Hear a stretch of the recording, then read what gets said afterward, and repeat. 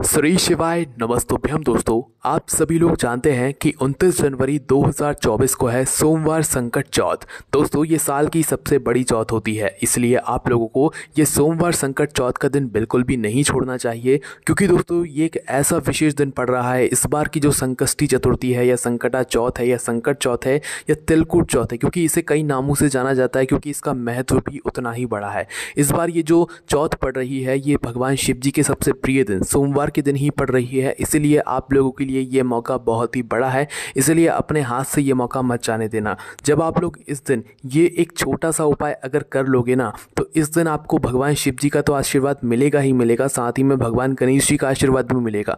मतलब आप जो भी उपाय इस दिन करोगे भगवान को प्रसन्न करने के लिए उसका आपको 2 गुना फल मिलेगा। अब वो 2 गुना फल किस उपाय को करने से मिलेगा वो आप लोगों को ध्यान से सुनना पड़ेगा। दोस्तों कई सारे लोग वापस से अब पूछने लगे हैं कि भाई एक 9 शमी पत्र वाला उपाय है जो कि चतुर्थी के दिन किया जाता है या चौथ के दिन किया जाता है। भाई जब साल की सबसे बड़ी संकट चौथ या संकष्टी चतुर्थी आ रही है या तिलकुट चौथ आ रही है, तो भाई उस दिन हम 9 शमी पत्र वाला उपाय कैसे करें, क्योंकि यही एक ऐसा मात्र उपाय है जो कि चतुर्थी का सबसे बड़ा उपाय है। और जब सोमवार के दिन पड़ जाए चतुर्थी तो भाई इससे अच्छे बड़ा मौका और कब पड़ सकता है। तो इसीलिए दोस्तों आज की इस वीडियो में हम आप लोगों को इस संकट चौथ के दिन या संकष्टी चतुर्थी के दिन किया जाने वाला 9 शमी पत्र वाला सबसे बड़ा उपाय बताएंगे, जो कि पंडित जी ने सिर्फ और सिर्फ चतुर्थी या चौथ के दिन करने के लिए बताया है। और ये उपाय विशेष रूप से माताएं बहनें कर सकती हैं, क्योंकि उन्हीं के लिए ये उपाय है, क्योंकि जब वो ये उपाय करेंगी तो भाई उनके घर से सारी दुख और परेशानियां दूर होंगी, साथ ही में उनकी मनोकामनाएं भी पूर्ण होंगी। तो इस वीडियो में हम 9 शमी पत्र वाला उपाय अच्छे से समझते हैं, किसको करना है, कैसे करना है, किस समय करना है, ये सारी जानकारियाँ हम लोग जानते हैं, है ना। तो देखिए 9 शमी पत्र वाला उपाय नाम में ही समझ आता है कि इसमें हमें सबसे पहले 9 शमी पत्र की आवश्यकता होगी, है ना। इसी के साथ में दोस्तों 9 शमी पत्र के साथ में आप लोगों को इसमें एक दीपक भी तैयार करना पड़ेगा। वो कैसा तैयार करना पड़ेगा वो हम आपको बताते हैं, पर उससे पहले आप ये सुन लीजिए कि इस उपाय को करना किसको है। देखिए इस उपाय को मुख्यतः पहले कोशिश यही होनी चाहिए कि घर की माताएं बहनें करें, पर किसी कारणवश ना कर पाए तो भाई घर का कोई बड़ा व्यक्ति भी इस उपाय को कर सकता है, अपनी किसी भी मनोकामना के लिए, किसी भी दुख और समस्या को दूर करने के लिए, ठीक है। और करना किस समय है, तो दोस्तों यहाँ पर हम आपको बता दें कि इस उपाय को आप लोगों को शाम के समय प्रदोष काल में करना है। आप चाहे तो सुबह भी कर सकते हैं, पर शाम को करना उत्तम रहेगा, क्योंकि इसमें एक दीपक भी हमें जलाना है। तो दीपक शाम के समय या रात्रि के समय ही जलाते हैं ना। तो आप लोग चाहें तो प्रदोष के समय भी कर सकते हैं, और आपका मन है भाई सुबह शाम को नहीं कर पाओगे तो सुबह कर लेना, ठीक है। पर कोशिश करना शाम को ही आप लोग प्रदोष काल में ये वाला 9 शमी पत्र वाला उपाय इस साल की सबसे बड़ी चौथ के दिन कर लो, है ना। तो करना क्या है वो ध्यान से सुनो। देखो शाम के समय प्रदोष काल में से कुछ समय पहले आप लोग इस उपाय को करने की तैयारी शुरू कर देना। जैसे कि 9 शमी पत्र है ना, 9 शमी पत्र आप लोग पहले से तोड़ कर लेकर आ जाना। अब ये कहीं दुकान पे या किसी ठेले पे नहीं मिलेंगे, ये आपको वृक्ष से तोड़ कर लाने पड़ेंगे। कई सारे लोगों को शमी का वृक्ष नहीं पता होता है, तो भाई आप किसी से पूछताछ करके ही शमी तोड़ कर लाएं, अन्यथा अगर गलत आप चीज़ तोड़ कर लेकर आ गए तो भाई आपको उसका उपाय का फल कैसे मिलेगा। तो इसलिए 9 शमी पत्र आप लोग लेकर आना, ठीक है। बिल्कुल छोटी छोटी सी पत्तियाँ होती हैं उस पेड़ में, वो होता है हमारा शमी पत्र, है ना। तो आप लोगों को 9 शमी पत्र यहाँ पर लेकर आना है। 9 शमी पत्र लाने के बाद दोस्तों आप लोगों को क्या करना है कि भाई उनको मतलब सुरक्षित करके रख लेना है। अब इसके साथ में 9 शमी पत्र के साथ में आपको एक दीपक भी तैयार करना है। अब ये दीपक कैसा तैयार करोगे वो सुनो। तो देखो यहाँ पर आप लोग आटे का दीपक तैयार करना है एक छोटा सा, और मिट्टी का लेना चाहो तो नया लेना, तो ज़्यादा अच्छा यही रहेगा कि हम एक छोटा सा आटे का दीपक तैयार कर लें। जो आटा आप गूंदोगे इस दीपक को तैयार करने के लिए, उस आटे के अंदर कुछ मत डालना, सादा आटा जो है उसको गूंद लेना और एक छोटा सा मीडियम साइज़ का दिया बना लेना। इसके अंदर जो बाती रखोगे दोस्तों वो गोल बाती रखोगे, क्योंकि भगवान शिव जी के लिए गोल बाती का ही प्रयोग किया जाता है। अब इसके अंदर जो चीज़ आप लोग डालोगे वो डालोगे शुद्ध देसी गाय का घी। इसके अलावा और कुछ मत डालना, क्योंकि ये वाला उपाय में सिर्फ एक ही दीपक जलेगा, जो कि बहुत ही ज़्यादा महत्वपूर्ण है ना, इस वाले दीपक से, है ना। तो आप लोगों को शुद्ध देसी गाय का घी डालना है। और हम आपको हर बार कहते हैं कि भाई उपायों के लिए, भगवान की पूजन अर्चना के लिए शुद्ध देसी गाय का घी थोड़ा सा अलग रख लिया करो। ज़्यादातर लोग रखते हैं पर कुछ लोग नहीं रखते हैं, तो भाई आप लोग भी रखना शुरू कर दीजिए, क्योंकि मिलावटी चीज़ों से जब आप कोई भी उपाय करते हो तो आपको उसका फल पूर्ण नहीं मिल पाता है, क्योंकि भगवान को हमेशा शुद्धता जो है चीज़ चढ़ती है, शुद्ध चीज़ चढ़ती है, साथ ही में शुद्धता का हमें विशेष रूप से ध्यान रखना पड़ता है। तो शुद्ध देसी गाय का घी आप इस दीपक के अंदर डाल लेना, है ना। तो जैसे आपकी तैयारी हो जाती है, अपनी एक पूजन की थाली, एक प्लेट या कटोरी जो भी हो वो आप लेना, उसके अंदर अपने 9 शमी पत्र रखना और अपना एक घी का दीपक ये जो आपने तैयार किया है ये रख लेना।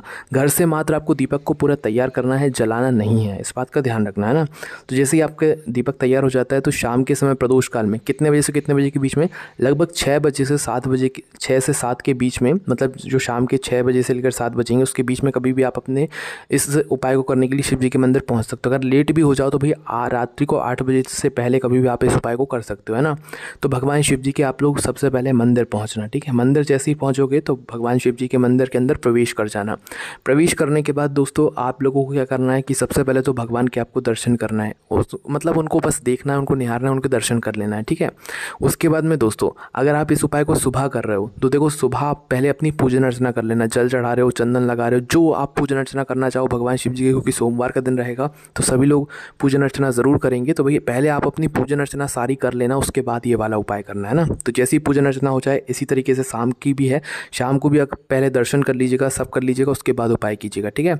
तो अब आपको करना क्या है कि आप भगवान शिव जी के मंदिर के अंदर पहुँचे, अपनी उस उपाय की थाली को लेकर, या जो प्लेट के अंदर या पूजन वाली थाली के अंदर आपने सामग्रियाँ रखी हुई उपाय को करने के लिए, है ना।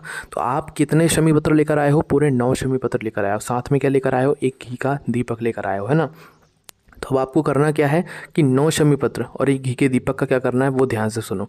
देखो सबसे पहली चीज़, आपको अपने 9 शमी पत्र में से कितने 5 शमी पत्र अलग निकाल लेने हैं। कितने? पूरे 9 का अभी हमें इस्तेमाल नहीं करना है, हमें 9 शमी पत्र में से 5 शमी पत्र को अलग निकाल लेना है। देखो शमी पत्र भी अच्छे अच्छे लाना, ऐसे ना हो आप जल्दबाजी में कैसे ही ले आओ, अच्छे लाओगे, शुद्धता का ध्यान रखोगे तो उपाय अच्छा काम करता है ना।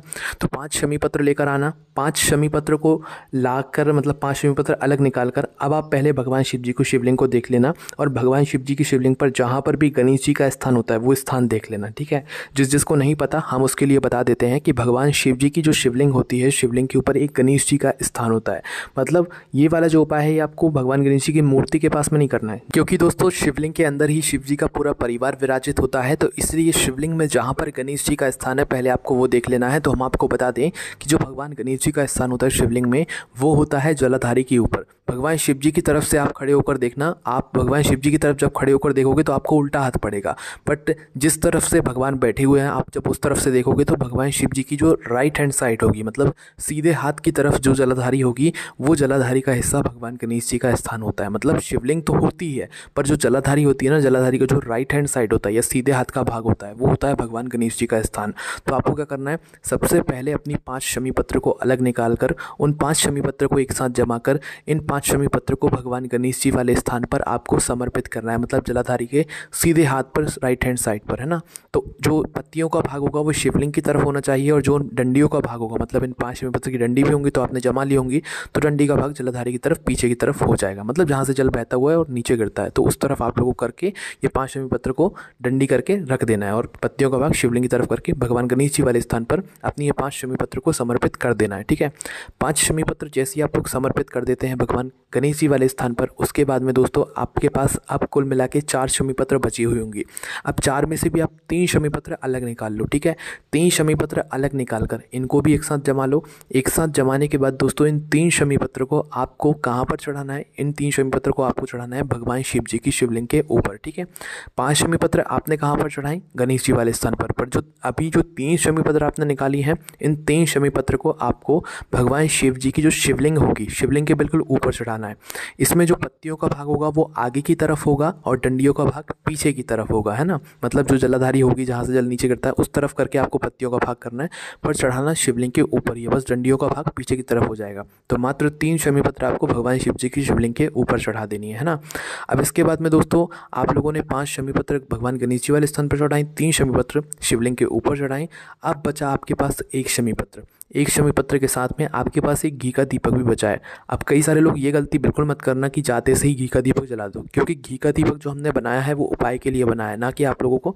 अगर आपको जलाना है दीपक भगवान शिव जी के मंदिर में, मतलब शाम के समय में या सुबह भी जलाना चाहते हो तो वो अलग से लेकर जाना, पर इस उपाय में 9 शमी पत्र और एक दीपक जो है ज़रूरी है इस उपाय को पूरा करने के लिए, है ना। तो दीपक अलग से जलाना चाहो तो पहले वो जला देना अपनी पूजन में, पर उपाय के लिए एक दीपक अलग रखना है ना। ये दीपक आपको आखिरी में ही जलाना है जब आप उपाय कर रहे हो ना। तो अभी आपके पास 1 शमी पत्र और एक घी का दीपक गोलबाती का मतलब तैयार रखा है, जो कि आटे का है, जो है मिट्टी का होगा तो नया होगा, है ना।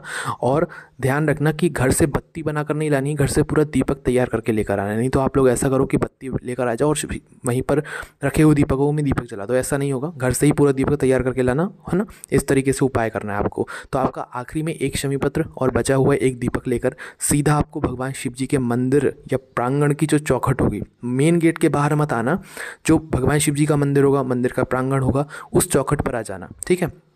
और चौखट पर बाहर नहीं निकलना है, अंदर की तरफ ही खड़े रहना है। मतलब भगवान शिव जी के मंदिर के प्रांगण से बाहर नहीं निकलना है, अंदर की तरफ ही खड़े रहना है। और अंदर से खड़े होकर देखना है कि आपका उल्टा हाथ कौन सा पड़ रहा है ना। अंदर से खड़े होकर बाहर की तरफ देखना है कि आपका उल्टा हाथ कौन सा पड़ रहा है। उस उल्टे हाथ की चौखट पर बैठ जाना है। मंदिर के बाहर मत निकलना, अंदर होकर ही बैठ जाना, मंदिर के प्रांगण के अंदर होकर ही बैठ जाना, उल्टे हाथ की तरफ, है ना। जो भी उल्टा हाथ पड़े उस उल्टे हाथ की चौखट पर क्या करना है, कोने में ही, चौखट के कोने में ही आप लोगों को सबसे पहले तो ये बचा हुआ अपना एक शमी पत्र वहाँ पर समर्पित कर देना। मतलब भगवान गणेश जी का मोर ध्वज, मयूर ध्वज, देखो मोर ध्वज भी नाम ले सकते हो, मयूर ध्वज भी नाम ले सकते हो, ये भगवान गणेश जी के नाम है, कोई भी एक नाम लेना और इस शमी पत्र को उस चौखट पर समर्पित कर देना। जैसे ही ये शमी पत्र समर्पित कर दो, उसके बाद में अपना वह घी का दीपक निकालना, पहले उस दीपक को जला लेना। अब देखो यहाँ पर माचिस आप अपने साथ में लेकर जाना। अगर आपने किसी और से माचिस ले ली इस दीपक को जलाने के लिए तो आपके इस उपाय का फल किसी और को भी मिल जाएगा, ठीक है। इसलिए अपने घर से अपनी खुद की माचिस लेकर जाना, माचिस को जलाकर अपना ये दीपक जलाना।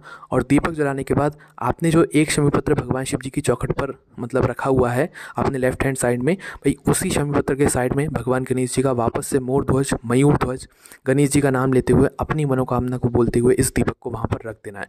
अपनी मनोकामना वो बोलना जिसके लिए आप लोग यह उपाय कर रहे हो। बहुत बड़ी कोई मनोकामना हो, बहुत समय से नहीं हो पा रहा हो कोई काम पूरा, वो वाली मनोकामना बोल देना, इस दीपक को वहाँ पर रख देना।